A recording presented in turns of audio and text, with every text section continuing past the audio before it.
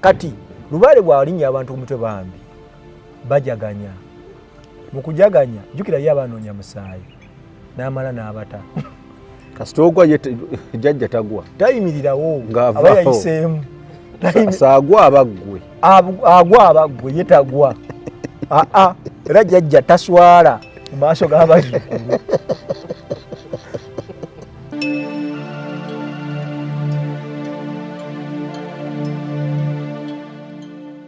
Ng'oyagala okumanya ebiriko tambula n'abaliko enzige ebuuka nanzige olaba n'abazungu baakiraba nti birds of the same feather kati nno nkuleetedde banywanyi bo mu nsonga zonna ezikwata ne tekinologiya. Yoshtech Services bw'ova ku bano ogenda kuwangatto. Yoshtech Services be baliko oyagala kukuzimbira website oba application olina ekyakubulako mu sisitimu ya kompyuta yo bano babinoonya ne babikomyawo oba kyewandiise data recovery tebakoma okwo. Yoshtech Services era bakuyamba okulaba ng'olina obukuumi ku bibanja bye ebya intaneti kiyite cyber security services era nga bakanika ne computers. Bano nakugambye bannakinku mu tekinologi era nawe ayagala okwebuuza ku kintu kyonna ekikwatagana ne tekinologiya tukwaniriza. Oyagala cloud services, network services oba software development naawe beekwate. Basangibwa Rubaga Road opposite Barbados Hotel okuliraana Trinity Christian Church. Bakubireko ku 07 5 519 oba 0787 996 67.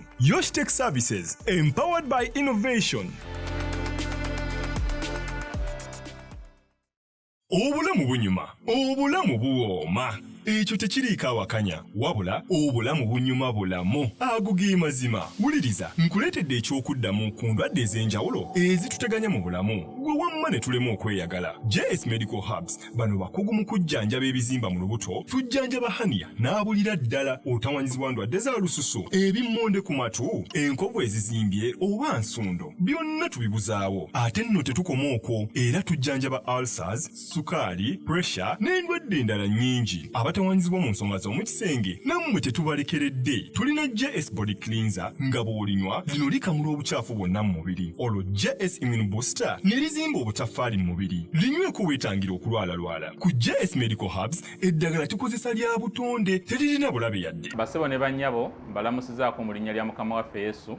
Yenze Musawo John Sewanyana wano ku JS Medical Hubs. Njagala okujjukiza ekintu kimu nti obulamu buli mu ngalo zo. Byolya ku sowaani yo oba byonywa mu kikopo kyo bye bigenda okusalawo onaabeera mulamu oba onaabeera wandwadde. Tukuyita wano ku JS Medical Hubs tukujjanjaba endwadde. Jjukira nti ffe we tujjanjaba ensibuko, tujjanjaba cause, tetujjanjaba symptoms. Tukuyita jangu ojjanjabwa endwadde yo wano ku JS Medical Hubs ojja kuwona mu linnya lya Yesu Kristo. Amina. Tusangibwa Nansana okumpi ne Nansana Business Center oba tufune ku simu zino wammanga 07 367 362 oba 0772 999 29. JS Medical Hubs for health and skin solutions. Twogere ku lusooka. Njagala onsomere ekyawandiikibwa ekiri Matayo 13:11. Matayo 13:11. Ne baddamu nti mwe mulina omukisa kubanga mwaweebwa okutegeera ebyama eby'obwakabaka obw'omu ggulu naye bo tebaakiweebwa. Kati kitegeeza ky'obadde oyogera era ky'obuulidde abatuwuliriza kyekyo baweereddwa okumanya ebyama by'obwakabaka bw'omu ggulu. Naye bano abakiwuliriza abamu abatabitegeera bo tebaaweebwa. Kati olusooka omwaka eba ssaddaaka. Olusooka omwaka eba ssaddaaka. Isaaya agyogerako mu Isaaya 5:14. Okitegedde? Awo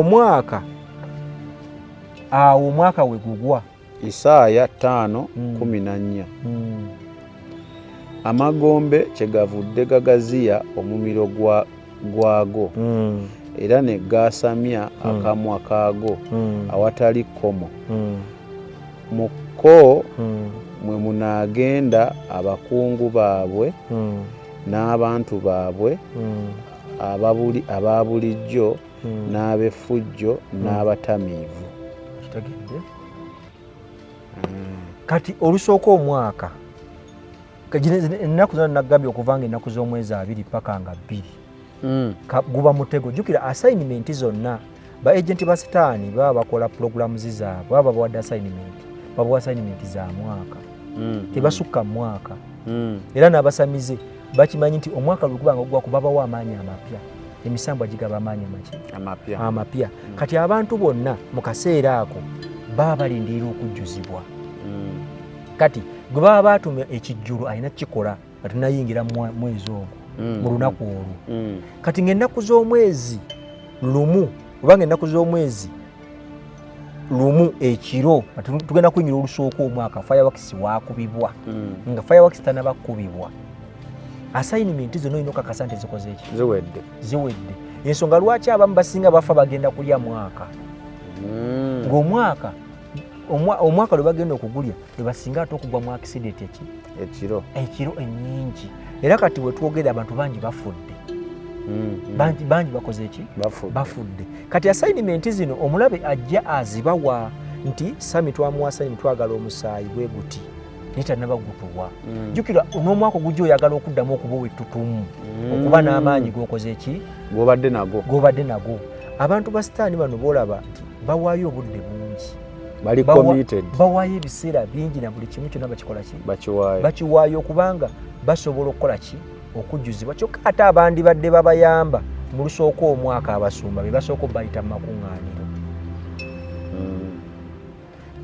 be basooka bayita mu makuŋŋaaniro ate ne batabagasa tebabagasa. Mukama Katonda nga bw'ayogera nti abantu bange babuze olw'okubula okumanya n'okukola ki n'okutegeera. Kati bwe baba babuze olw'okubula okumanya n'okutegeera omwaka guno bano abasumani bati bateekamu kulangirira kusaba kuyita mu mwaka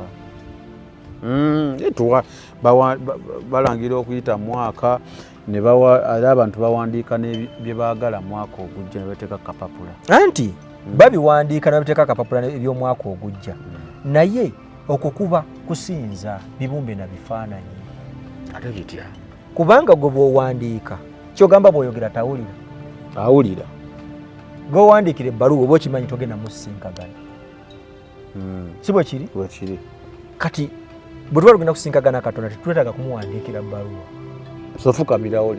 ofukamirawo oli n'okola ki n'osaba n'akuwulira. Era Katonda tetumusinkagana ng'omwaka guggwako naggambye ffe tetulina kalenda tetulina kalenda kwe tusinziza Katonda tumusinza ennaku zonna ebiseera byonna emirembe gyonna obutikitiki bwonna eddakiika zonna embeera yonna oba mu bulwadde oba mu kwebaka oba mu kutambula oba mu kukaaba tuba tusinza Katonda.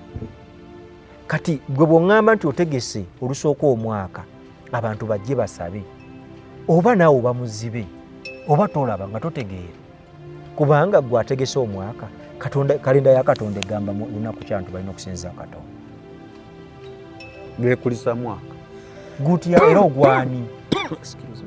ogwani era gwe yatandika ddi bamazeeko omwaka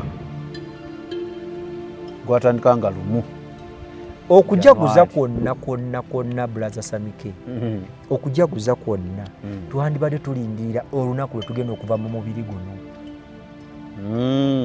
tudde ewaffe kubanga ffe tetuli bakunsi wano tuli bagenyi sami tetuli bakunsi kuno awo nkufuna Bakolinso ekyokubiri 5 okuva ku lunyiri olusooka paka ku lunyiri lulinga lwa 6 Mukama ayogera mazima tuli mu nsiisira zino tuyayaana twambadde ensiisira zino akozesa nsiisira nekyategeeza gy'emibiri tetuli mu nsiisira zino enkadde tulindirira olunaku lwe tugenda okugiwa mu nsiisira zino tudde ewaffe kitegeeza wano ku nsi bwe tuli si waffe tuli bagenyi twajja kukyala omugenyi talina kweyisa bubi omugenyi alina kwekwata buki omugenyi alina kwekwata bulungi lwaki nti wozze olina okweyisa obulungi bano bozze okukyalira bakuwa ekitiibwa kyovula Abakolinso ekyokubiri 5 okuva ku lusooka paka ku lunyiri olw'omukaaga ne bw'ogimalayo ekulaga bulungi nnyo nti ffe ku nsi kuno si ewaffe bwe tubeera mu mubiri guno tuba tetuli waffe tuba tetuli waffe tuba tuli mu nsi tuba tuli mu nsi kubanga bwe tubeera mu mubiri guno tuba tetusinza Katonda mu butuufu bwakyo. Kankuwa ekyokulabirako njagala osome luno olw'omukaaga osome n'olw'omusanvu. Abakolinso ekyokubiri 5 mukaaga paka ku musanvu. N'olwekyo tulina obwesige bulijjo nga tumanyi nti bwe tuba mu mubiri guno tetuba waffe. Olwo nga tuba mu mubiri guno tetuba waffe. Olwo nga tetuli na Mukama waffe. Kubanga tutambula lwa kukkiriza so si lwa maaso gaffe bigalaba. Kati lwaki nkugamba ebintu bino? Guno omubiri gwe tulimu buli muntu agenda guvaamu kabenzi. Nange oyagala toyagala ojja guvaamu. Naye mu guvaamu tebagenda kubuuza Krismasi z'olidde. Tebagenda kubuuza Krismasi z'olidde. Nti omaze mbubadde n'emyaka emeka. Weebale ekyo tebagenda kubuuza birthday party z'ojjaguza. Ekikulu kibagenda okubuuza bwe walaba ali mu kkomera wagenda n'omukyalira. Wayamba. Eyali mu bwetaavu wamuwa. Eyali alina essaati emu wamuwa. Gw'olina engoye nnyingi wagabako. Ku lunaku olwo lusooka omwaka omuntu asobola dukozesa n'atendereza Katonda n'okwata engoye ziringa 6 zotayambala. Ate ozirina. Ozirina zitakyakutuuka olina engatto peya 10 zizo naye eriyo atambuza ebigere n'okwata engatto ezo n'ozitereka mu kaveerako n'otambulako ku kyalo toyinza kubula muntu gwowa kintu ekyo. Omumanyi gw'otera oyitako. Bakitegeera? Kati kale wadde lunaku lusooka mwaka naye tosobola dukoleramu birungi. Kusinga okugenda okukyakala. Buli nnaku Katonda omwebaza. Ne bw'obeera wano bw'oli nga wano bwendi mu kamera. Ne mugamba Mukama nkwebaza ku lunaku luno olw'okubukeesa nga nkyali mulamu. Kubanga waliwo olw'ogenda okutya nga toli mulamu. Oyagala toyagala. Weebaza lukedde. Ti Mukama tukwebaza olw'olunaku lw'olwaleero. Era Bayibuli tugamba musabe emmere yammwe eyaleero tetusaba yankya. Kuba enkya tetumanyi oba tunaabaawo. Tetweraliikira lunaku lwankya. Tetumanyi oba weetuli. Tetumanyi oba weetuli. Kati buli eyeralikira boxing gundi olusooka omwaka olunaku osooka omwaka aba assignment. Aba assignment. Era olunaku lwe bakuba fireworks ekiro ezavaawa. Fireworks ekiikirira akalombolombo ka geyeena ak'omuliro. Naye ndaba n'amakanisa kati gazikuba. Anti fireworks. Kwaki emanyi fireworks muliro? Ekiikirira. Guba muliro. Sami. Wali owuliddeko ng'omuntu yeerangirirako naga neerangirirako omukisa gw'obwakabaka bwa Katonda. Neerangirirako okugenda mu ggulu. Neerangirirako okuba omuwanguzi. Neerangirirako obutalemwa. Kati akuba fireworks agamba neerangirirako geyeena. Abalaga ndi wammwe. Kubanga kyokuba gwe muliro. Muliro gw'omuliro. Ate oba owakanya bwakabaka bwa Katonda. Ekitulika bwe kitulika ggulu kidda ludda wa? Wansi. Kitegeeza gwe obwakabaka bukkiriza nti buli ludda wa? Wansi. Ofugibwa kizikiza, tofugibwa kitangaala. Kati akabonero ako ak'okuba fireworks kaba kakwerangirirako geyeena. Ti nze nzikiriziganya n'omuliro. Sigulinaako buki?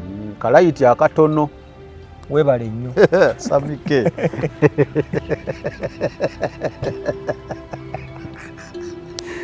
Kale, Jeremiah, kyoseka.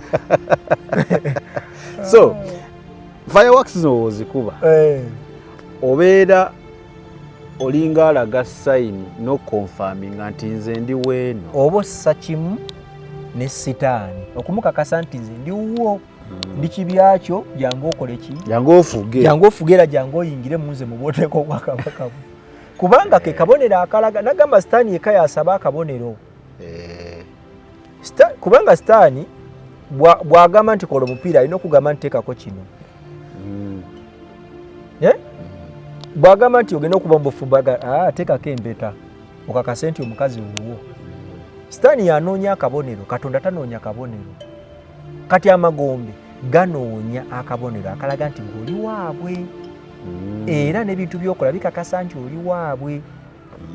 Kubanga ekisooka mu byonna bw'omala okwerangirirako ebyo ate era osula osaba.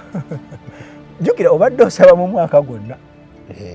obadde osaba okuva lwakola ki bwegatandika oluusi nebewasaba mwaka oguwere tewabifuna naawe naali mu ssabo wasaba ebintu naye munange tewasobola bifuna lwaki jjajja oba yali yeebase wewasaba ebintu ebyo ne munange nawe wasaba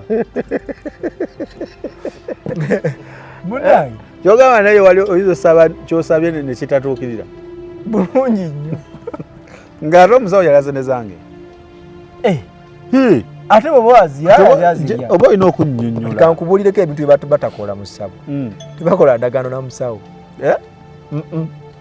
jjajja bwaba yaliko gwe wakoze naye endagaano ate ng'ono mulala kati itooli aluwa ono eyandagula gwe wakubira eŋŋoma lwaki mulala yajja kati kankubuulireko ekisesa okimanyi mu ssabo olunaku lwennyininyini lwe mugenda okujaguza omwaka abantu lwe bakuma ebyoto bakita kibeerawo ng'enkuba azipanze n'akabaani nga weeka ebyo nebinjukira nabikola nga n'akabaani weekali eddakiika ziba zituuka mu ddakiika nga 35 awo nga mukuma enku nga ziteekebwako kati ebiraamirizibwa mu kaseera ako jjukira muba mwamaze okuŋŋaanya emyoyo kati mugisindika kati mu kusindika jjukira namwe muba mujjuzibwa mu kaseera ko muba mujjuzibwa kati emyoyo gyonna gibadde gimaze nga giweereza gikola ki kola lwegikola ki lwegikola kati n'abasaba bajjajja awo jjajja abeerawo ku mutwe era ensozi zigenda okubaamu babuulira amazima ga Katonda mu ggulu abasamize basamira temulaba nti abasabi basaba naye amusamiza asamira ate aba alina confidence kubanga omusamize ye musamize akkiriza nti bwakuloga lijja kukwata naye ate gwe bw'osaba bw'obuusabuusa kadde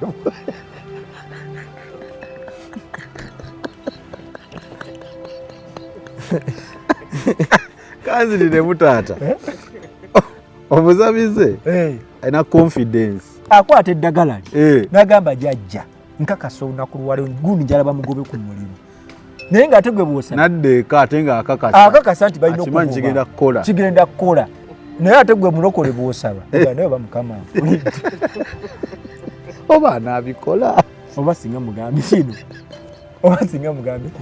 kati abasajja basaba ku lusooka omwaka nze omuzene omwaka bwe gwaggwangako nga gugenda kuggwako nze maze namala ebbanga ndozala myaka nga 17 sijaguza Christmas aputo naye nagenda okulokoka ngenda sijaguza ki naye ndi gye wali naye gye nali ziri sijaguza Christmas naye nga Christmas n'olusooka omwaka nze ate olusooka omwaka bulasinanga okunkolera kubanga olusooka omwaka sainimenti zange zaali ziggwako nga bampa amaanyi era ebiseera ebisinga abantu naddala abasumba abasinga mu kaseera ako baba bali mu kujjuzibwa abamu mulimu abatategeka conference naye nga ali ku kituuti naye nga emmeeme eri mu geyeeri ali mu kujjuzibwa wano waali n'eri gyali okitegeera kati mubasamize wali uno olusooka omwaka baba bajjuzibwa amaanyi nga n'abalokole bali eno bakola ki basaba naye abalokole bye basaba abasamize bali be babiteekateeka olabeka abasamize nga basaba basamira kale enda nakyo basaba abasamize basaba basaba batya kankuweke olunaku lumu nasaba tokwita kusamira nasaba naye nali ku lusozi lwa Nakayima e Mubende wafiiridde abantu nga nsaba naye bagamba jjajjazze ani asooka nali neeteeseteese nyina ebigambo byange nasaba essaala abaaliwo tebalina kye baasaba nasaba essaala nga yakweyagaliza nga naye bw'obeera ggwe okakaza nti tolina kyogenda kusaba kubanga nze nasabanga neŋŋamba jjajja njagala abantu bonna mu nsi bakolere nga nze era buli muntu wansi gyalabirwa avunnamire nga nze atambulire nga wansi wa bigere byange buli muntu yenna kyabanga afunye nze mbanga nyinako omugabo omunene nasaba essaala buli eyaliwo bagamba nga teyali addako nga tewali alina ssaala gy'asaba nga teri alina ssaala gy'asaba era olwamala okusaba ke kaseera kena naayiramu ekidomola ky'amata nenzira ebbali nenzikakkana naye enkuba yatonya ku lusozi nga nakamala okusaba enkuba yatonya ku lusozi abantu bonna ne beggama nga tebannakusaba bawera basa ne jjajja n'asiibula nga n'abasa tebannakola ki kumaliriza kusaba jjajja n'asiibula takubwa nkuba n'agenda ejjajja takubwa nkuba atakubwa nkuba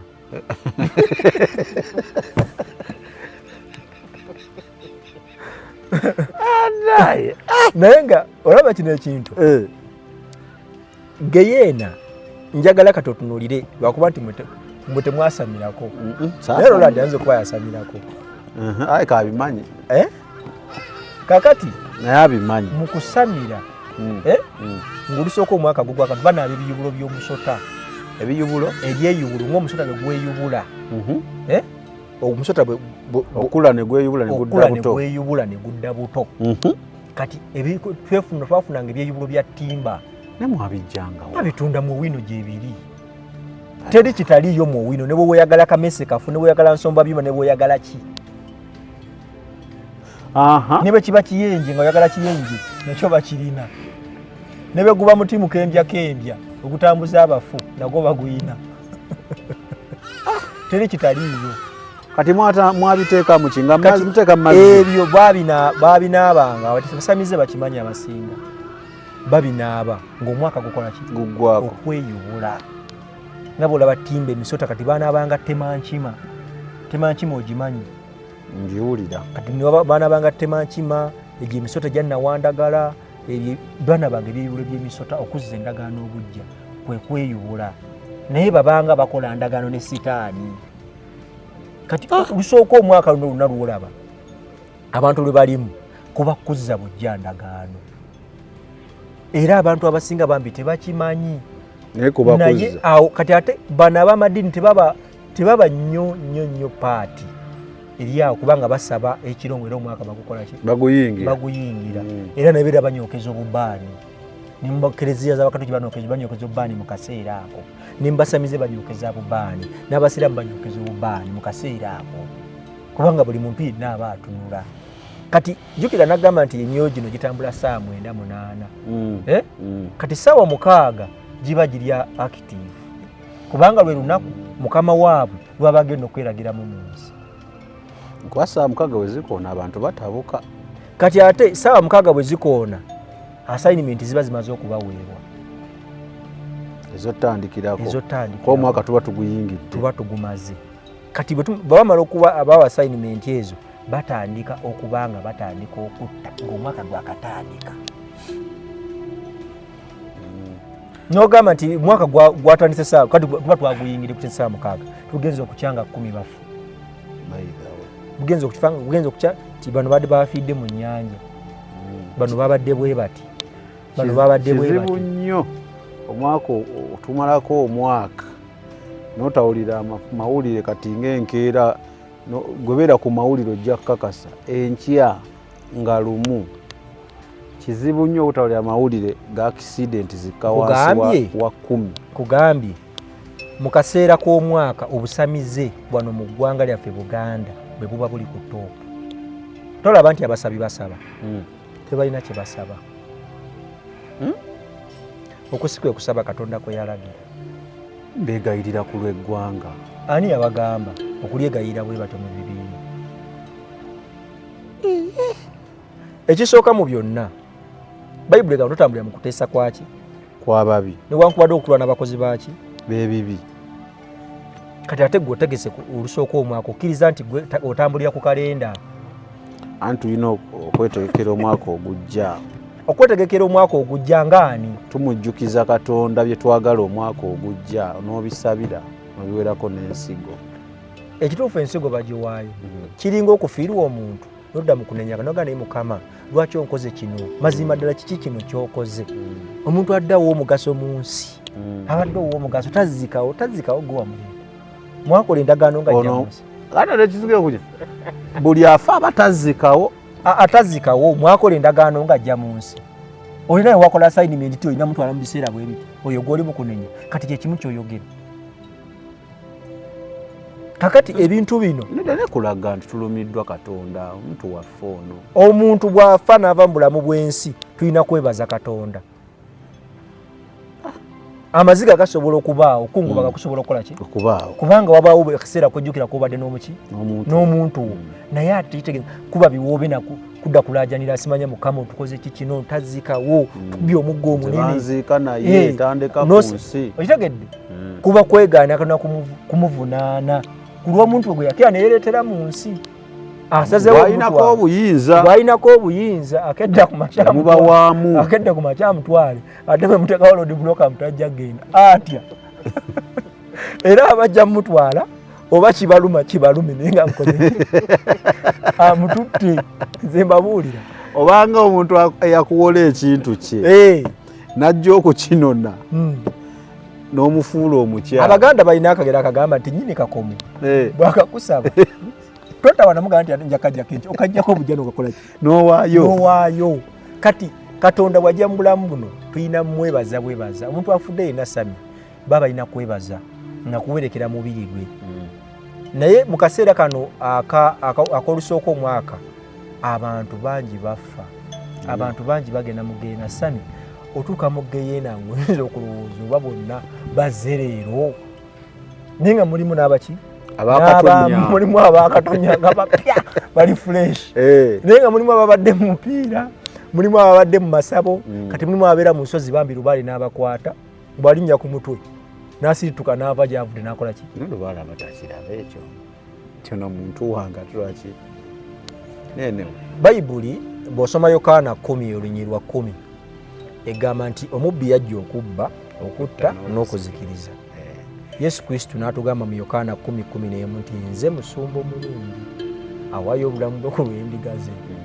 Kati lubaale bw'alinnya abantu ku mutwe bambi bajaganya mu kujaganya jjukira ye abanoonya musaayi n'amala n'abata kasita ogwa jjajja tagwa tayimirirawo aba yayiseemu agwa abaggwe agwa abaggwe ye tagwa era jjajja taswala mu maaso g'abazzukulu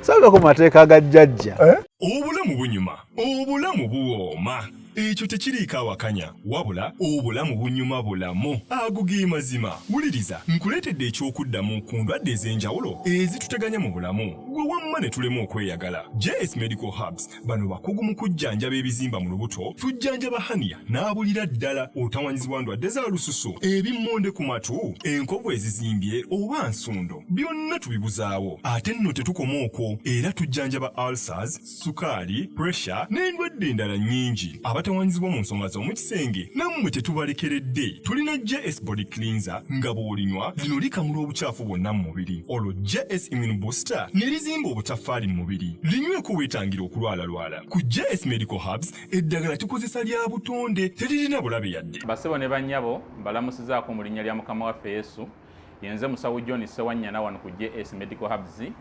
Njagala okujjukiza ekintu kimu nti obulamu buli mu ngalo zo.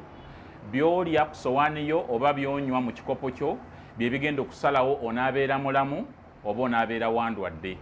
Tukuyita wano ku JS Medical Hubs tukujjanjaba endwadde. Jjukira nti ffe we tujjanjaba ensibuko, tujjanjaba cause, tetujjanjaba symptoms. Tukuyita jangu ojjanjabwa endwadde yo wano ku JS Medical Hubs ojja kuwona mu linnya lya Yesu Kristo. Amina. Tusangibwa Nansana okumpi ne Nansana Business Center oba tufune ku simu zino wammanga noti 7 bisatu nkaga mu 7 bisatu nkaga mu 2 oba noti 772 999 noti 29. JS Medical Hubs for health and skin solutions. Jjajja taswala jjajja takubwa nkuba tayisa mukka ne bwayisa omukka olina okubaako gw'owayirizaawo nti yono era ensonga lwaki omuntu omukulu ne waba ayonoonedde mu bantu bagobawo omwana omujjajja tasobya tibamugeya jjajja tageyebwa taddibwamu ate tanyoomebwa ate amateeka mangi naye okwegulumiza okulyawo okumanya jjajja bw'ajja mu ddiiro mwe mulina kusinza businza nga waali awo yensonga wava ekigambo nti eradde nnyo eradde jjajja ate olina kugamba nti Obuganda buladde. Bweza kitegeeza. Jjukira bweza gaabanga mayinja. Mayinja go gaabangamu colors ez'enjawulo bayitanga obweza gaavanga wansi mu nnyanja. Jjukira ennyanja yesooka okuvaamu ssente zituyita ensimbi eŋŋanda.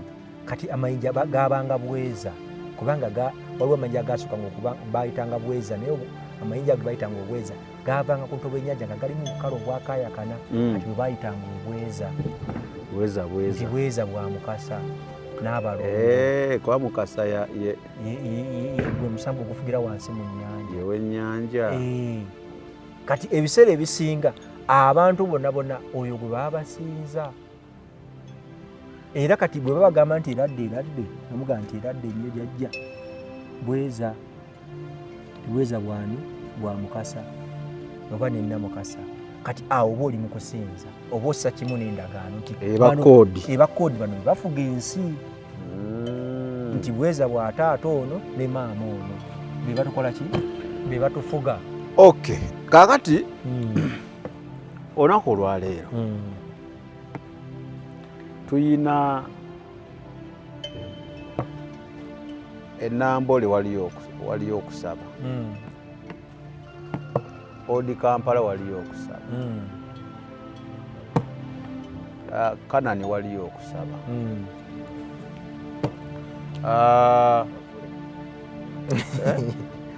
then Wankulukuku waliyo okusaba, n'ebifo ebirala bingi njogeddeko bitono, noona ndaba ku kyaki yaabwe baategeseeyo okusaba. Si byabwa Katonda ebyo byonna si kyabwa Katonda, abantu babyesonyiwe. Okusaba Katonda si kubi naye ddi, kubanga bw'otegeka olunaku olumalako omwaka oba okkiriziganya kimu n'omwaka nti naawe omazeeko omwaka. Naye nga te Bayibuli jjukira yatugambye mu kubikulirwa 19 lunyirwa 9 nti yeesiimye oyo ayitibwa ku mbaga y'omwana gw'endiga, kubanga ekyo Mukama Katonda yennyini yakikola ki yakyogera. Kati ate mu embaga yammwe bitandike ku nsi otulaba nti wabaawo obukubagano, kubanga abantu abasaba kuno mu bayingira mwaka bakyatambulira kalenda.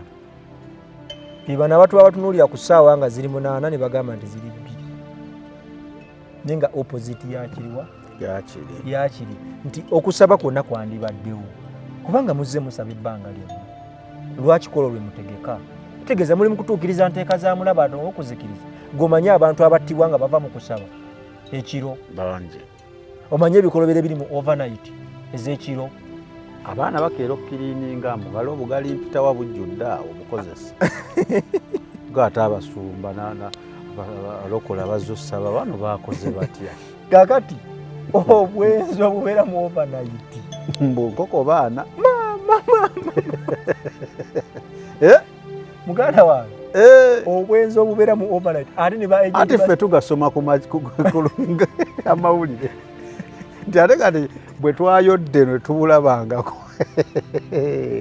Kakati kankubulireko Bulaza Sami naye mutuswaza olumu obwenzi obubeera mu overnight obulimba obubeera eyo n'abafumbo bennyini empeta baziteeka mu nsawo bazikuba ensawo, n'abasumba bennyini bava ku bituuti ne bajja ne beerinda. Kati overnight eyo mwabataddewo okusaba okuyingira omwaka kweri muli muba mukujakanyaki. Ndaba nammwe abasinga mutegeka ne mubala 1 2 3 nemukuma omuki nezikuba fireworks. Kati olina njawulo n'akumya ekyoto ng'ali mu ssabo. Ekyoto kye kimu ne fireworks. Ono fireworks ekirongooseemu okitegedde atalina mukka. Fireworks n'ekyoto gye bakumye tekirina njawulo, bisigala bye bimu. Kasita okuma fireworks ne woba tokumye ebyoto era osigala okumya ekyoto. Kati kiri bwe kiti nti bwe ngenda nenkuma ekyoto mu lusozi gwe n'okuma kanda era kye kimu. kubanga oli agamba nti tasobola kusaba nga takumye kando kati okimanyi nti ne mu kyaki bakuma kando gyebali kati kando omanyi kyekiikirira ye omanyi lwaki kando bagireeta kati ebintu byonna byolaba bakuŋŋaanira zolaba bategese wano bonna bali mu kusinza maanyi ga kizikiza yolyo ogwe twasomyeko omukazi gwe basindikako mu nsendala bajja basinza kubanga n'olusooka omwaka lwolu bagatta wamu bokisingidde bagatta wamu krisimansi abamu ebawula mu katono kati n'olusooka omwaka bemugamba nti mutaddeyo okusaba mutaddeyo okusinza mutaddeyo okwegayirira lwaki muze temwegayirira mu nnaku ezibaddeyo lwaki kuolwo olunyini bwe mutegeka mutambulira ku kalenda ki ya bwakabaka bwa Katonda y'amaanyi ga kizikiza mwe temulaba nti muli bamuzibe abaana bakuzuula nti ku bisitaali mu mwoyo abaana b'abandi battibwa mu bivulu bye mutegeka kuba kati mwemba temugenda mu bivulu naye omanye endongo ebeereyo amazina galina okukubwa omanye amazina agabeereyo anti tujaganya kujaganya ki tumazeeko omwaka ogwani tuguwonye kituufu muguwonye katutandike omupya ogulimu ki emikisa ogutalimu kubonaabona guli tuguwonye omanyi kye bayita omukisa anti zenduulira mu kyaki kati kankubuulireko abatuwuliriza omukisa gwe bayita omukisa guli mu kubikulirwa 19:9 twasomye gwe bayita omukisa nti beesiimye abo abakola ki balina omukisa abo abayitibwa ku mbaga y'omwana gw'endiga ogwo gwokka gwe mukisa kasita otuuka awo n'oyingira mu bwakabaka oba olina omukisa oli bagamba nti nkwagaliza Sami omukisa abasinga mulowooza ssente aba akwagaliza genda mu bwakabaka bwa Katonda nze bwenkyogera nzi kyemba ntegeeza abo bangi kati bobikudde amaaso Mukama Katonda bw'agamba nti nja kubawa omukisa nga bw'olaba bw'asoma mu Malaki 3:8-7 awo bagamba mumpe ekimu eky'ekumi mbagulire ebituli by'eggulu mbasize omukisa mugule newe mugussa ye tategeeza kubawa bantu ssente ye tategeeza kuwa bantu ssente ye tategeeza kujjako bantu bajjako bimu bya 10 byabwe yali ategeeza okuteekawo enkolagana obwakabaka bwa Katonda naawe kwe kugula ebituli by'eggulu okubayira emikisa omukisa lyekkuba ebitutwala muki maaso mu ggulu kati bwe gamba nti Sami nkwagaliza omukisa mba sitegeeza nti ogenda ofune ssente mba nkwagaliza omukisa gw'obwakabaka bwa Katonda era emikisa tebagigabira mu ssente okukuba kwagala kwa Katonda naga nti Sami Mukama akola okwagala kwe kakati wembeera nga nina benjagala okulabula njagala mugamba byonna byekisiro byo bibadde okola bikomye omwaka guno ogujja togeza mba nkoze kikyalo tulina kyamu kyoba okoze era oli waddembe bayibuli etulagira okunenya basumba mmwe ebintu byammwe ebyekisirusiru bye mukoze omwaka guno bannange muguno ogujja mu bikomye kubanga tuyinza okuba naffe Katonda akyatusaasidde nti tubaleka ntujja ne tusomesa naye binaasukka naffe ate olumu tuyinza okwagala mu lutalo luno tujja kubeera nti tukyalina gwe twagala kumanya olutalo waliwo lutuuka ne lutabuka kakati abasumba abo nange sijja koma kwekyo tubaweeyo ekyawandiikibwa era ogenda bampera ekyawandiikibwa kubanga obudde mubumala nnyo mu kweyombesa n'okulaga ani asinga ani mufere ani atali mufere okusinga okusabira eggwanga lino okwegayirira ku lw'eggwanga lino okusomesa abantu ekituufu because wenzuula nti Jeremiya kale nabbi wa bulimba because woba osaba Katonda nga mulina enkolagana akulaga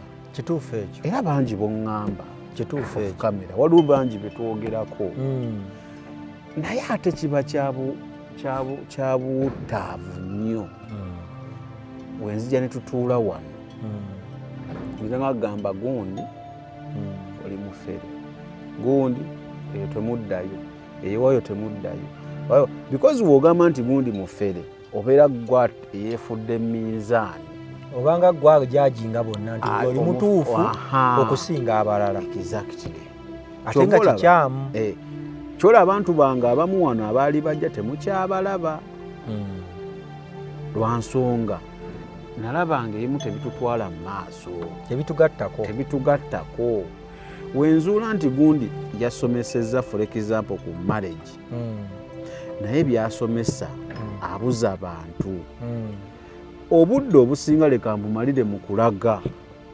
abantu ekikyamu mu byeyagambye thani okumuddako okubeera ku oyo omu ng'ate mulina ebitopiki ez'okwogera ku birala musomese obutuufu nga bwe kiteekeddwa okubeera tujja kubuka tugambe oli mutuufu nno Jeremaya yatugamba waati naye osomesezza kino ng'era bwe tufuna najja n'agamba nkubuulire muganda wange nti mwayogedde ku kintu ekyo nange kibadde kinnuma naye bwe tubadde awo naga nkubuulire nze mbadde nfuna mwoyo mutukuvu nga ŋŋamba olunaku weebake ng'otunudde sayidi eno emirundi egi okitegedde so kwe kubuusa abantu naye singa wajja wano naawe noddamu gundi mufere ebyo tebitugattako tolina kyogenda era ffe kitusobola okukola kwe kubabuulira trick ze bakola weebale naye nga sijja kugamba nti gundi mufere kuba naawe okimanyi naye nja kugamba nti kasoola ba kino kasoola ba kyakiyo nga abantu kwaya yammwe bali mu mpale okolawo ki sijja kugamba nti musumba bwati gwabula gwe bwokiraba vaawo okategedde pe ekyawandiikibwa tusooke tumalize ekyennaku kino kyawandiikibwa kyabasumba kiri mu ngero 27 lunyirwa 22 engero 27 22 n'obwosekula omusirusiru mu kinu nga bw'osekula emmere y'empeke mu kinu obusirusiru bwe tebumujjaamu obusirusiru bwe tobumujjaamu kankaddemu mumpola okategeere musumba ne bw'osekula omusirusiru mu kinu nga bw'osekula emmere y'empeke mu kinu obusirusiru bwe tosobola bumujjamu tobumujjaamu.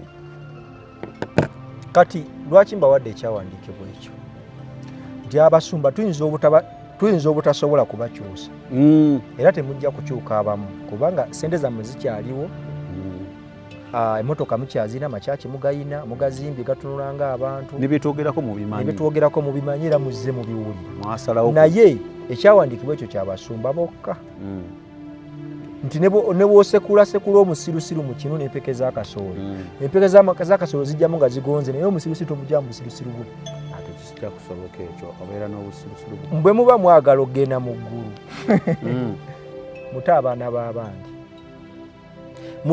b'abandi baddeyo mu maaso ga Katonda kubanga amakubo mugamanyi nti kyetukola kikyamu mutuma abantu ettaka mubalemesezza mu makanisa mubagamba nti kwata ku mmotoka olangirire nti eno yange buli mwaka mutadde mu bantu mu bintu eby'obulogo mubatumye amafumu mubatumye mubebaseeko mubakozesezza mubakubye emigo mubayimiriza nga bebase mu makanisa mukoze buli kive kyonna ekizikiriza kati soda mumutunda simanya mitwalo emeka mbwawonyaki ate nga mmwe mwennyini abagamba nti soda simanya nabbi wa bulimba atunda ebibala kati ate gwogamba wala nti bagule soda kati tugenda kwawulira otya nabbi w'obulimba naawe atali nabbi wa bulimba kati twenenye mu bikolwa bimugenda okukola nkaseera kano mugende nga gwe muyita omwaka omupya mukyuse ebikolwa byammwe abaana b'abandi bye musiyaze bangi ate nawe gwe basiyaga toddayo bakusiyaze leero ate nininkya noddayo ononayo ki kati lwaki bayibuli egamba nti omusirusiru n'oba musekula mu kinu tusoma mujja mu busirusiru bwe naye obwo busirusiru bubaveemu mutegeere katonda eyabayita katonda yabayita kuva mu kibi so si kulwanira mu kibi nammwe ekibi mukimanyi naye temukisirikiddemu mutudde osiyaze banno naawe bakusiyaze naye era okyalemedde mu kanisa eyo ate nga naawe bikolebwamu obikola ki obimanyi kale Samikege Manyaga Jeremiah gwe tuli naye okulaba nga ate tugezaako okugira mu naku zino enkulu nkimanyi bye twogera bingi tuyinza ba tugenda abatuvuma bangi balooza twoyogeza twekola ki katweyogeze ng'emugamba ekituufu omusango tuba tugwejjeeko zibasanze mwe bannabbi b'obulimba zibasanze kubanga muzikiriza ekisibo ky'endiga mwekwese mu ddiba ly'endiga naye ng'ate muli misege njagala okutegeeza abooluganda mwenna abandaba wano sajja kuvuma abantu najja okuwabula abantu abali mu kizikiza mu kiveemu njagala mukimanyi nange nali mu kizikiza nga siraba naye ntuuka okulaba bino nze yali omusamize ng'ate gomaze mu kyaki emyaka 3 nange yava mu musamize nentegeera amazima nga naawe ali mu kyaki emyaka 3 tonnaba kutegeera dde okulaba kati nzija gy'oli osobole okutegeera abasumba message eno njagala njibawe muve mu kwebaka ku baana b'abaana omubuulidde enjiri kituufu oli musumba naye ate okozeseza ekitiibwa ekyo ky'olina ate okozesa omwana w'abandi ensonga andi kye mbagamba nti oba takyusa sitole tugenda zireeta obujulizi bwe tulina bungi obubakwatako ate n'ekirala ne kano kankasindika eri ba youtuber bonna ba youtuber abavaayo ne mwogera ku byama by'obwakabaka bwa Katonda naye nga munda mummwe mukimanyi muli misege okusolooza ssente kyekikulu gye muli abantu be mubbye bangi mukimanyi tulina obujulizi ate obulabwako obwogerwako weebuli naye ebintu bye mukoze ebyokubba abaana b'abantu mubasaba ssente musabye ssente ne muteekako okubba ate ne mwagala n'okuzikiriza avaayo gwe mwagala okujja ku YouTube zammwe channel zammwe okwokya gwe mukuba ye mukyamu naye ng'ate ensobi mmwe muzikola mujja abantu ne baba platform zaabwe ne muzizimbirako amannya gammwe ali naliko gakosa okubba abantu njagala mutereeze kuba eyo nti bwe tujja wano okusomesa tuba tuzze kusomesa abantu balokoke bwe tujja okusomesa tetujja kusomesa kubba bantu tujja okusomesa abantu basobole okumanya naffe tulina ebyokukola nye tubirekawo tusobole okujja gy'oli gwatulaba osobole okutegeera amazima kubanga leero bwe najja n'enkubba olwo mba nkubuulira njiri ki sooka oweereze miliyoni 2 kuki sooka oweereze emitwalo 5 kuki kati oyawukanirawo ne bali boovuma era bw'olaba nga kubanga wojja no nonga gundi mubyayi akola waati ne waati ate naawe nenkulirako ripooti emu after some time olwo nange mba mubbi kwanga omuntu yajja n'atugamba abatunda omuceeri bannabbi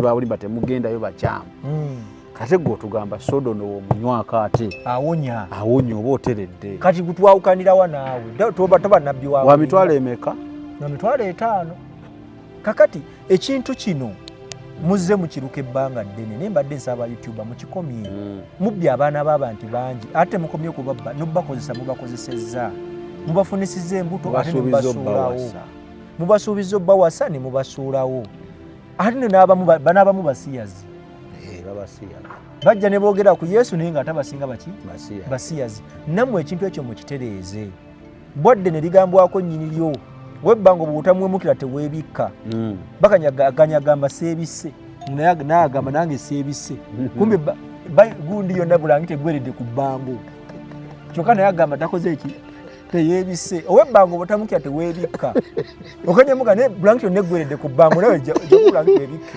badde simanyi nti akantu baakaji bwe kiri webbanga obutamwemukira teweebikka omala mugamba nti bulangi yonna egweredde ku bbango andi ogamba nti seebisse naye agamba nake seebisse kumbe eri ku bbango ati bagamba bw'otamwemukira tewebika bambi ba YouTuber mubikomye saa kujja wano ate kutandika nze kuba sitoleze nga nkuba ku bantu olumu ate be naleeta nammwe abajja ne musaba ennamba z'abantu ez'amasimu ne babasaba ennamba nga kituufu omuntu yeetaaga buyambi alina obuyambi omuwulira saawundi ye yeetaaga buyambi n'oteekawo bakakwakuliza alina kusooka kuwa 10,000 ku 2 okuwa ennamba njagala kikutegeeza bulaaza oyo omuntu gomma ennamba y'essimu buli kyakumakya nga ate gw'omwetaagako obuyambi nensiboolo naye ate sigamba nti Samike bwe mba mwagadde mwokyayo nga bwonaga nti ja mwokyayo Sami atuweeza pulogulaamu ate ekyo tekigaana kumwokyayo nga bwoga nti kamuweeyo 10 kinebyo emitwalo 2 gakuggyako kyoggamuwa tekina kikikuggyako ekirala tulekerawo okwekkiriranya twekkiriranyiza nnyo mwaka gwe muyita ng'omwaka mbu guweddeko ne tukola ebitasaana ne tutagaana okuvayo okwogerako ebyo tulina okwogerako ne tugamba nti tetujja kumwogerako oyo tayogerwako kamabulire teri muntu ali supposed kutuukira wa Katonda alina kwogerera bwe tujja wano tuba tuzze kusoma bwe tusoma ne tuyiga ebyo ebivudde mu kusoma oluvannyuma nga tugenda mu maaso atategeera tajja kutegeera kubanga omusirusiru n'omusekulamu kimu tajja kujja oliswa mujja mu busiru bwe era ajja sigala mu musiru naye Yesu Kristo atugamba mube bakakkamu mube bawuliriza b'ekigambo so mube bakozi ba kigambo so abawuliriza obuwuliza ekigambo ne mukirekanga bwe kiri kubanga omuntu yeraba mu ndabirwamu bw'amala okweraba mu ndabirwamu ate bw'agenda yerabira bw'abadde kati mmwe mubeere bakozi ba kigambo si abalabi baakyo abantu mwenna abasobodde okulokoka omwaka guno nja kubeebaza nga mutuufu muvudde mu bikolwa byammwe ne musalawo okulokoka tujja kubeebaza bami timwebale nnyo okusalawo musazeewo okusalawo okulungi okw'ekigambo kya Katonda ate nammwe abatannaba kulokoka bambi mulokoke kubanga tekyali kaseera kalala kaliyo leero mundabawo naye nkya muyinza obutasobola kukola ki kundaba bwe guba nga nina omukisa guno gw'okwogera amazima kangoogere kubanga kyateekebwateekebwa okuva mu ggulu tinja kutunula mu maaso go nga bw'ondaba nkugamba ebigambo bino wali tomanyi nali sikumanyi naye kino Mukama yakiteekateeka kisobole okubeerawo n'olunaku lwolwa ne bano bangattireko abajja ku mikutu gino nga kituufu balyoke kuba kati abo abamu nze mbafunyeeko wano naye after some time ne bakyuka olwa response maybe gye bafunye ogola batandise okukola ebintu ebitasaana tubewo ekyawandiikibwa ngero 3 engero 3 amazima n'ekisa tobyerabiranga byesibe mu bulago bwo obiwandiike ku mutima gwo akitegedde ddamu ekibuuzo kyo nze abakibaddamu enziraamu ziri mbaddemu bamanyi ompadde omulimu nze mbakyaza bukyaza abo omufuna ng'ebyaddala ali ku mulamwa mu ndaba eyange olaba ali nnomu ng'alyoke olaba era akola bya Bwakatonda era asomesa bya Bwakatonda naye ate ripooti z'otandika omuwulirako after some time zifuuka nnyingi nga mbi abo bampereyo akagambo kakati bwe tujja mu Kristo Yesu tuba tuzze okunoonya endiga ezitali za mu kisibo kino nazo tuzireete zibeere wamu nazino ez'omu kisibo kino zitwegatteko tibwe tujja ku Unique Media n'okukola obujulizi nga buno n'obubaka obw'enjawulo tuba tuzze okuvuba emyoyo tugireete kati ate bw'obanga omanye ekkubo nga kituufu ojja wano owulire ekigambo kya Katonda ate n'omala n'osalawo okola ebyo byolaba nti bye bijja okukuwa essente n'essanyu kubanga ekisinga okubajja ku mulamwa sente zisinga okubajja ku ki sente zireeta obuzibu mmwe mwenna abamanyi amazima ne mugakweka ku lunaku lw'omusango bambi muyinza obutakibuuka geyeena ebalindiridde kubanga abantu bajja ne babeebuuzaako nga kituufu mumanyi amazima mujja ne muwa obujulizi nga kituufu bw'amazima naye ate we mutuuka ne muvaayo mukola birala mu nkukutu eyo odiyo tuziwulira mukola biki mukola birala kati njagala bawo obubaka buno mikwano gyange bambi tugonde eyatuyita mulamu talina ntandikwa yadde enkomerero, ye alufa ye omega, ye ntandikwa era ye nkomerero. Tutandikira mu ye era tumalira mwani mu ye. Njagala kuwasaba baganda bange, sente tezitwemazaamu. Tujjukire eyatunonoza, tunuuza musaayi gwe. Tetwamuwadde siringi mmeka? Wadde n'ekikumi. Ate omuntu gwe bagamba nti lokoka tebamusaba yadde siringi mmeka? Ekikumi. Kakati gwe atodidde abantu Yesu Kristo bwe yayiira omusaayi gwe ku bwereere, otandise obbabba, otandise obbabuzaabuza, omugamba nti ogana amaka gaveemu, ndaba oyo si ye mwami wo. Gwani alaba asinga Katonda? Gwani alaba asinga Katonda eyateekateeka omuntu oyo n'amuwa obulamu n'omukka n'okujja okwebuuzaako omusanze mukulu nga Katonda amuteeseteese okuva nga tunaamulaba paka leero. Njagala babuulira si mmwe basazi b'emisango, asala omusango ali omu. Tetubeera mu jajimenti ya Mukama waffe, jajimenti tugirekere Katonda. Ffe tukole kwagala kwe, naye gye emize mugireke. Bambi mbegayirira emize gyo mugireke, kubanga abantu bangi bajja gye muli naye ate ne mbafuula bageyeena n'okusinga emirundi n'emirundi. Bajja ne bababuulira amazima ate mwe ne mubafuula bageyeena emirundi n'emirundi ne mubakyusa ate nga temusobodde kukola ki? Temusobodde kubayamba. Kati amazima gandibadde nti bwe tuba tuzze mu kisa kya Kristo tusegezeeko okunoonya oyo yatuwa ekisa nti ebyo byonna byokola wadde nyinza okuba sikulaba, nyinza okuba sikumanyi, nejjukira odiyo zo zintuukako nze atakumanyi ninziwega gundi yayogedde bw'ati. Aye twabadde eri ku gundi omusa mukyala n'alyoka ŋŋamba timbadde nkulaba bulabi ne ŋŋamba kati kakati eno nga sisuubira yammanyi. Okitegedde nga tosuubira nti yali yanze okukola ki? Okumanya. Kati ebyo byonna byonna byolaba nti bazze gy'oli okwebuuza kati gwe n'obawabya naye ng'amanyi amazima. Zikusanze bulaaza, kabulaaza zikusanze otegedde amazima naye n'olonda ekizikiza. Zikusanze eyamanya ekkubo ery'omusana n'onoonya ekkubo ery'ekizikiza.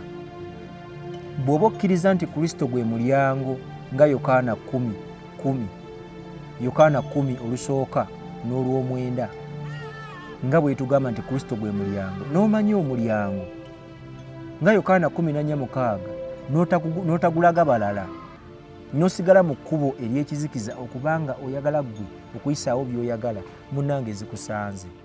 Amagombe togenda kugawona kubanga okoze amafuta. Njagala walabeko ku byuma bye basaanuusizza nga kyuma bakisaanuusizza, ogwo gwe muliro gw'oba weekumidde bulaaza. Nja kusaba tereza amakubo go, okyali mulamu. Omuntu yenna omulamu akyalina omukisa. Ogenda mu bwakabaka naye omuntu eyafa talina mukisa. So eyo message gye mbawadde. Okay. Ng'oyagala okumanya ebiriko tambula n'abaliko. Enzige ebuuka na nzige. Olaba n'abazungu baakiraba nti birds of the same feather kati nno nkuleetedde banywanyi bo mu nsonga zonna ezikwata ne tekinologiya. Yoshtech Services bw'ova ku bano ogenda kuwanga tto. Yoshtech Services be baliko. Oyagala kukuzimbira website oba application, olina ekyakubulako mu system ya kompyuta yo, bano babinoonya ne babikomyawo, oba kyewandiise data recovery, tebakoma okwo. Yoshtech Services era bakuyamba okulaba ng'olina obukuumi ku bibanja bye ebya intaneti. Kiyite cyber security services era nga bakanika ne computers. Bano nakugambye bannakinku mu tekinologi era nawe ayagala okwebuuza ku kintu kyonna ekikwatagana ne tekinologiya, tukwaniriza. Oyagala cloud services, network services oba software development, naawe beekwate. Basangibwa Rubaga Road opposite Barbados Hotel okuliraana Trinity Christian Church. Bakubireko ku 07 519 715 oba 0787 996 67. Yoshtech Services, empowered by innovation. Amateeka gaffe yagagira gonna n'agatuteeka ku mutima.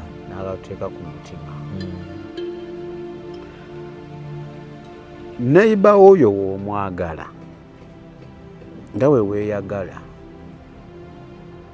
tuba tugobye bino wammanga, okwetta, okwegeya, obukyayi, okulimba, okukola biki, okweyagaliza, tuba tubigobye. ekyokugira Katonda omu n'otamugattika okikola era oba oyongera kusemberera Katonda. Ate nga amazima Sami kyoyogera okumanya nti ge mazima abandi badde nga abantu batwale n'abafalisaayo Yesu Kristo aboogerako wano mu Matayo 23 olunyiriro lw'13 kibasomere kyabwe. Matayo 23 olunyiriro lw'13 zibasanze mmwe abawandiisi nammwe abafalisaayo bannanfuusi mmwe muziyiza abantu abalala okuyingira mu bwakabaka bw'omu ggulu ate nammwe ne mutayingira. 14 bannanfuusi mmwe abawandiisi nammwe abafalisaayo mulowoozesa abantu nti muli batuukirivu nga musaba essaala so nga ate mwekyusa ne mugobaganya bannamwandu mu mayumba gammwe.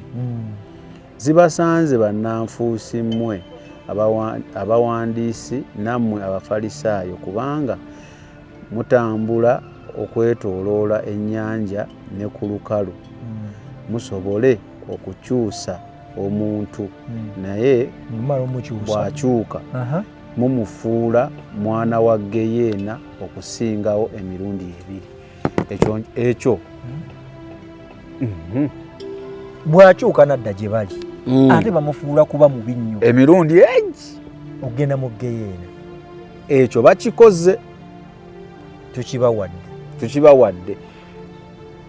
Abantu abajja ne babeebuuzaako tibaba bantu bammwe bukati oli muntu wange banaye towuliriza bino oyo tomuwuliriza oyo wa sitaani oyo abuza bano oyo yanvuma oba yakuvuma byokola nga laba si bya bwa Katonda.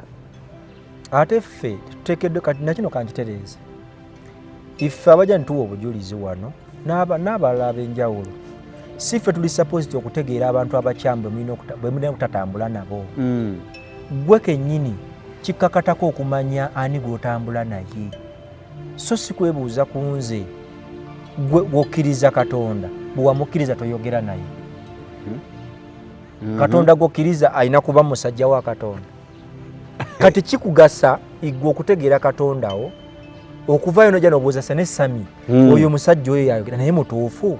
Kitegeeza wootuukira omubuuza nti si mutuufu naawe kennyini oba tomanyi w'oyimirira oba omufunyeemu enkenyera ate naye gwabuuza ate nange gw'obuuza nono naye alina ebizibu genyi ndi muntu gira ebizibu byange ozoyede kakati ate kunze ayinza okuba mutuufu oyinza okuba omutuufu naye ate gwe si gwe supposed okumusalirawo. Sinza alina okukusalirawo tompa buyinza obwo ku bulamu bwo gwalina obuyinza obulamu bubwo era bwebuvaamu ogenda buvaamu ku lulwo kyogenda nakyo kyekyo kyewakolerera kyotaakolera togenda nakyo. Kale Mukama nanyambye ebintu ebyo netubiyisaawo tetwabitegese bizze buzi naye birabika bijja kuyambira ddala. Samikege manya ge Jeremiah yabaddewo okulaba nga ate tutereezaamu ku bintu emu twogedde ku nnaku tugenda okuddamu okukwatagana. Njagala twogere ku omwami omu Yesu ijja kutya mwogera kuba amanyiddwa gwe bayita Bisaka. Bisaka ono yafa then n'asikirwa. Then nono omuzungu bayita Branham. Nolabye bantu babasinziza ddala nga Katonda n'okubatiza babatiza mu linnya lye. Kansome message eno gyemba tusembayo nayo.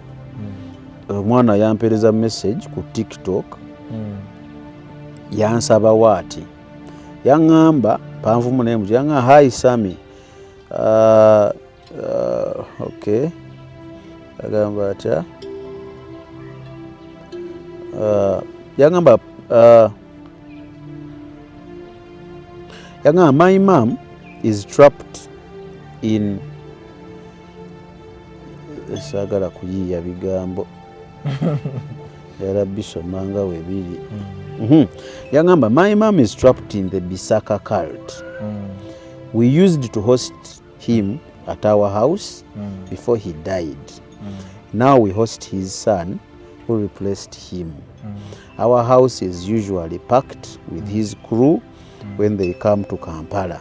I had a testimony of a guy who shared that he found him in the marine world where he had gone to receive power. If you could bring anyone that can talk about Bisaka, that could set my people free by their testimony, please do. You have no idea how many people, especially in the West, you could liberate. I can't begin to tell you the great following this guy has. They are so convinced is the right way, since he pulled many out of the traditional witchcraft, but of course it's deception. If he's the angel of darkness, he wasn't even buried. They kept his body preserved, and his son is his his son is his successor with multiple wives.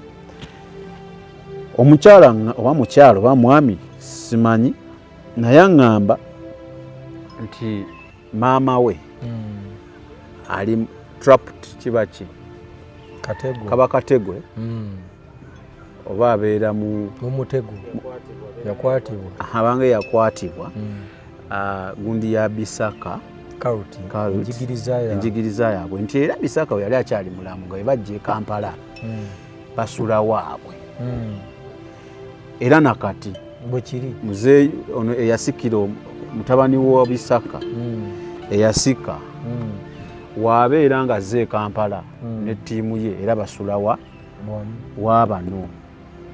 Agamba maama we ali trapped. Nangamba wenfuna omuntu asobola okyogerako ne tukisomesaako kijja kuyambira ddala, kubanga abantu naddala mu West bamutwalanga Katonda. Ate ng'ekikyamu omukulu tebamuziika namuziika nti balina bamu ali awo bamukaza. Kati ate bwe tunalabidde abalina ebifaananyi by'omukulu Brother Braniam. Munange Brother Braniam abasinga babatiza ne mu linnya lye, tebabatiza mu linnya lya Kristo. Bamusinza n'amakanisa wano gonna gasoma butabo bwe mwe batambulira. Tulina ku budde Roland awo tweyongereyo tukigirewo ddala kino oba tukikola olulala. Okay, njala twogere ku ekyo basically twalakwe ku cult. Tetujja kwesiba ku muntu omu oba babiri, twogere ku kitwaire wamu cult.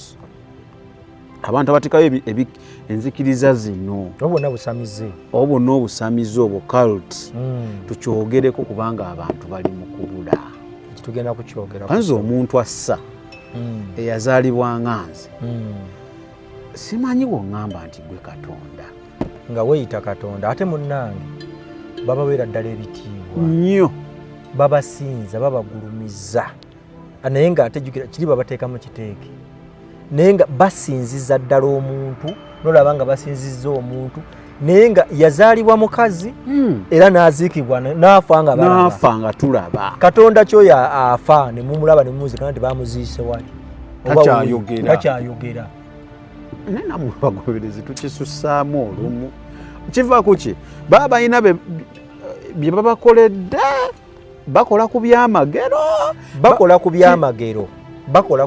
Kubona agamba nti bamukkiririzaamu abeeyo ennyo lwa nsonga nti abamu yabajja mu witchcraft ono gwe tumanyi, ndowooza bino ebyaba obusamize buno bwe tumanyi kono kyaŋŋamba nti yabajjayo mu traditional witchcraft kyava bamussaamu ndowooza ekitiibwa. Kati ate oli yabajja mu ddiiro n'abazza mu kisenge, baali mu ddiiro nga basuubira okulokoka n'abazza mu kisenge, baabuuka mu saniya ne bagwa mu sefuliya mu kalayi ya butta eyokya. Kale tugenda kutandikira awo tunajja kasa twogedde ku ebyo